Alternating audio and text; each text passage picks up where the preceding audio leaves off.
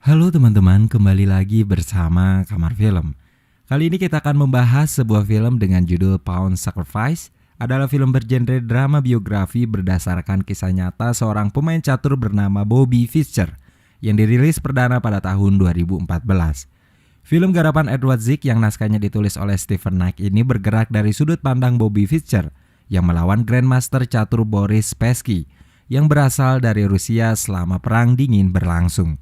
Dibintangi oleh Tobey Maguire yang berperan sebagai Bobby. Pawn Sacrifice yang berdurasi 115 menit ini ditayangkan secara luas pada tahun 2015 di Amerika Serikat. Sebelum kita masuk ke dalam isi ceritanya, tak bosan-bosan saya mau mengingatkan kalau ini adalah konten full spoiler. Jadi untuk kalian yang memang belum menonton filmnya, saya sangat menyarankan untuk kalian menonton filmnya terlebih dahulu. Karena bagaimanapun pengalaman menonton film secara utuh akan jauh lebih baik. Jadi langsung saja kita masuk ke dalam isi ceritanya.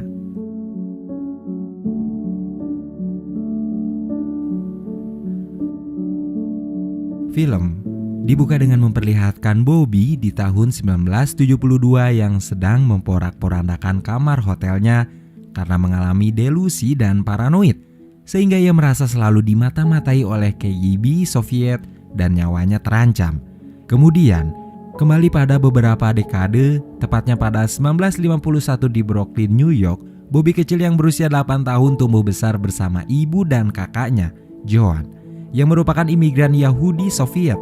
Bobby termakan oleh doktrin ibunya yang menjelaskan pada Bobby bahwa FBI mengawasi mereka karena keluarganya mendukung revolusi Marxis di Amerika Serikat. Sejak kecil, Bobby yang sensitif sekali terhadap suara-suara dan sering merasa cemas terhadap mata-mata kemudian mulai mengalihkan kecemasannya itu dengan fokus bermain catur sampai terobsesi padanya.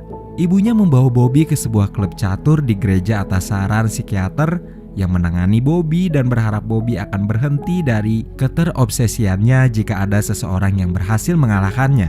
Meski dikalahkan, akan tetapi Bobby kecil berhasil membuat seorang master catur bernama Kermin terkesan dengan permainannya yang lalu menjadikannya Bobby sebagai muridnya. Di usia yang ke-12 tahun, Bobby mulai mengikuti pertandingan catur profesional dan memenangkan kejuaraan catur nasional Amerika. Bobby sering mengunjungi toko buku Soviet di Amerika untuk membaca majalah-majalah catur dan mempelajari strateginya. Sensitif dengan suara-suara dan tak pernah suka mendapat gangguan, ia pun berani memarahi ibunya yang sebenarnya disebabkan oleh ketidaksukaan Bobby pada pacar sang ibu. Dalam kemarahannya itu, Bobby menjadi sangat kasar dan mengusir ibunya untuk kembali ke Moskow bersama teman-teman komunisnya. Ia ingin menjadi juara dunia. Begitulah obsesinya. Bobby semakin sering berlatih, tidak peduli siang dan malam. Setelah kejadian malam itu, Bobby tinggal di klub catur dan meninggalkan ibunya. Kakaknya datang membujuk Bobby untuk pulang ke apartemen dan mengatakan bahwa ibunya mulai berpolitik di California bersama temannya hingga tak akan kembali. Semenjak saat itu, Bobby mulai mengikuti turnamen-turnamen catur internasional. Di Portoros, Yugoslavia, Bobby berhasil menjadi Grandmaster termuda dalam sejarah catur. Kepada pers, ia mengatakan ia ingin melawan orang-orang Rusia untuk menjadi pecatur terbaik di dunia. Bobby sedang mengikuti turnamen catur di Varna, Bulgaria pada tahun 1962. Ia menyadari bahwa pemain Soviet bermain curang dan bekerja sama secara kotor dengan World Chess Federation. Ditambah kebencian Bobby terhadap gangguan suara yang sering menyebabkannya tantrum. Akhirnya Bobby meninggalkan turnamen dengan marah-marah dan melontarkan kata-kata kasar atas kecurangan yang terjadi di turnamen tersebut di depan pers. Ia mengatakan berhenti dari catur karena merasa diperlakukan tidak adil oleh federasi catur yang korup. Kekecewaan dan kegelisahan membawanya kembali pulang ke apartemen. Ia tidak benar-benar berhenti bermain catur, sebab ia masih mengikuti perkembangannya melalui majalah-majalah catur Soviet. 1965 di Washington Square Park, untuk pertama kalinya Bobby bertemu dengan seorang pengacara bernama Paul yang membujuk Bobby untuk kembali ke kompetisi dan memenangkan turnamen.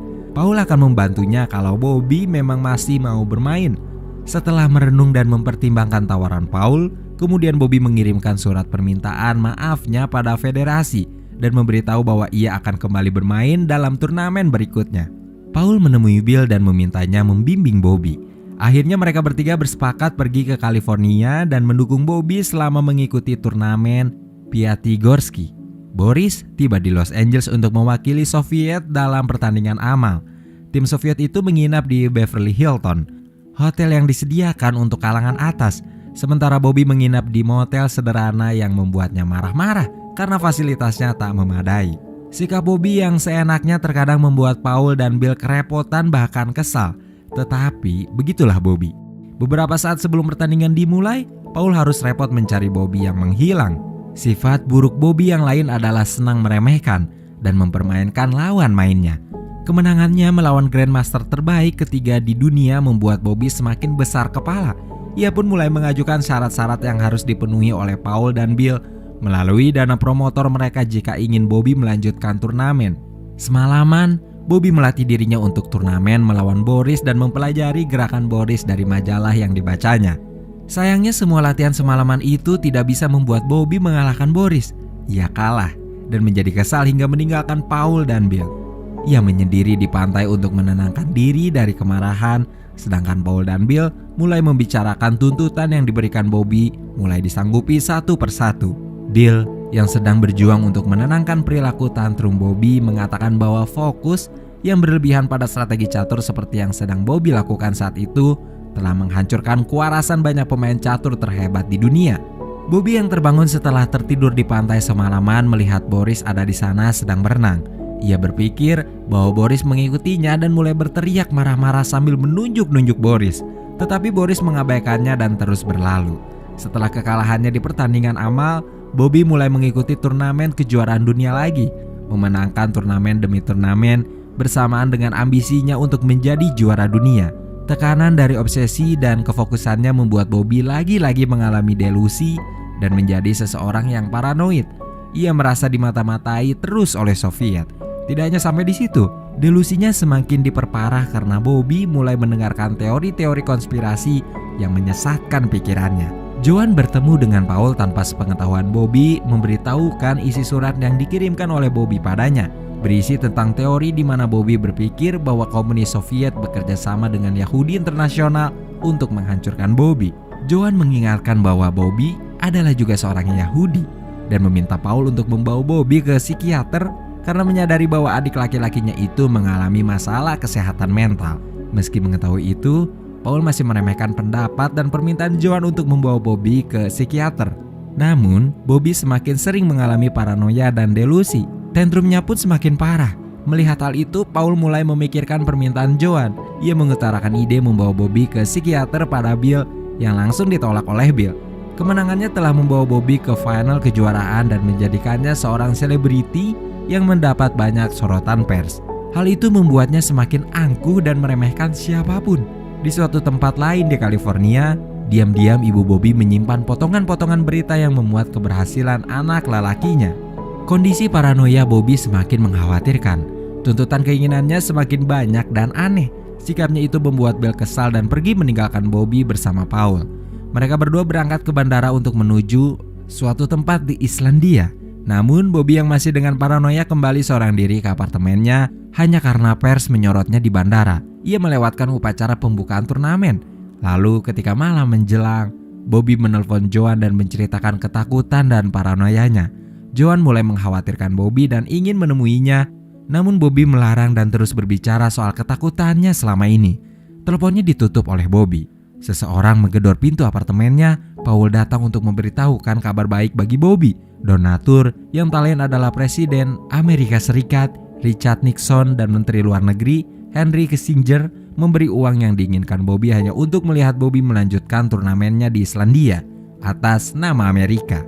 Akhirnya Bobby berangkat juga ke Islandia bersama Paul. Setelah melihat banyak berita berisi pendapat publik terhadap Bobby, Bill pun menyusul mereka ke Islandia.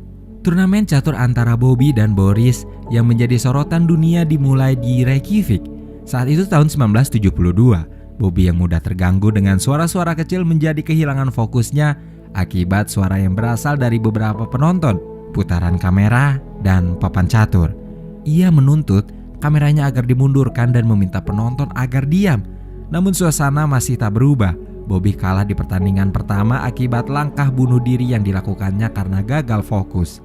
Setelah kekalahan di pertandingan pertama, Bobby mulai memberi syarat dan tuntutan baru.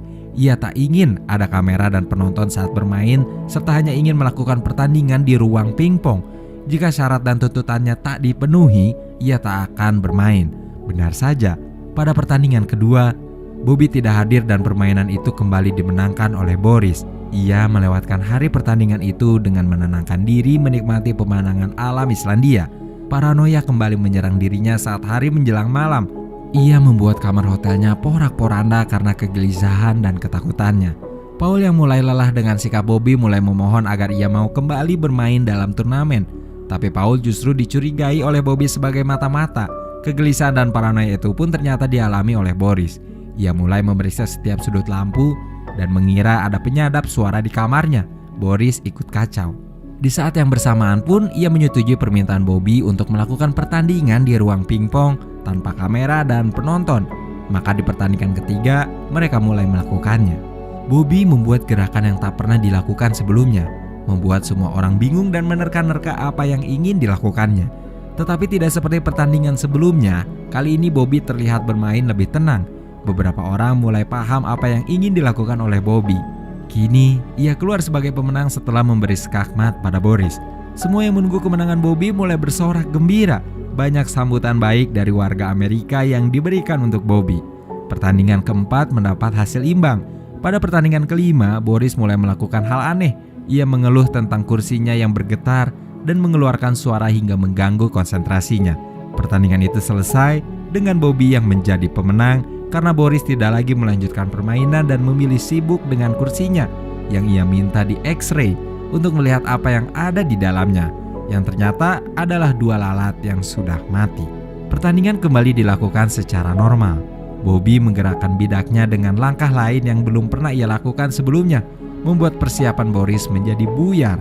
Tak ada yang mengetahui apa yang Bobby rencanakan, tetapi hal itu membawanya menuju kemenangan. Permainannya yang memukau dan menginspirasi itu membuat Boris melakukan standing applause yang memimpin tepuk tangan meriah dari seluruh penonton yang hadir. Hal yang tak pernah terjadi sebelumnya dalam turnamen catur.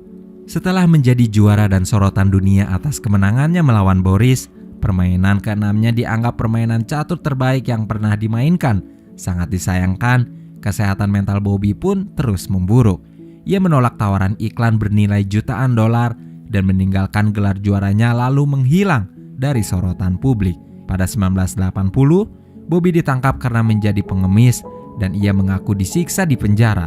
Tahun 1992, ia keluar dari pengasingannya untuk bertanding kembali melawan Boris di Belgrade. Di tahun yang sama, pemerintah Amerika mengeluarkan perintah untuk menangkapnya atas penghinaan yang dilakukan. Bobby kembali berkeliling dunia sebagai buronan dari penuntutan Amerika Serikat dan diberi suaka di Islandia. Hidupnya berakhir pada tahun 2008 di Reykjavik, Islandia. Lalu film pun berakhir. Film biografi yang dapat memberikan pengalaman melelahkan terhadap psikologi penonton. Terutama untuk saya pribadi, Pawn Sacrifice berisi segala hal yang menekan, ketegangan, obsesi kuat, paranoia, delusi, dan tentu saja amarah. Film yang sangat menarik menyoroti pertandingan bersejarah yang memiliki kisah menyakitkan mental di baliknya. Jalan cerita yang kuat dengan tempo yang tepat, akting yang bagus, dan tentu saja sinematografi yang memukau melalui bidikan intens. Saya akan merekomendasikan film hasil garapan Edward Zwick ini sebagai film biografi yang sangat brilian. Segitu saja teman-teman pembahasan film kita kali ini.